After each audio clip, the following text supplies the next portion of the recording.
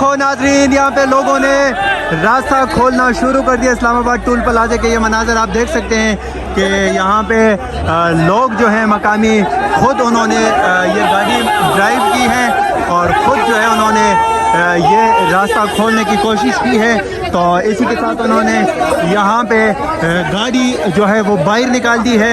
ये मनाजर आप देख सकते हैं कि पुलिस जो है वो सिर्फ देख सकते हैं। ये देखें लोग इंतहाई खुश हैं और अभी तक अली अमीन गंडापुर का काफिला नहीं पहुँचा, लेकिन लोगों ने जो है वो रास्ता खोल दिया है।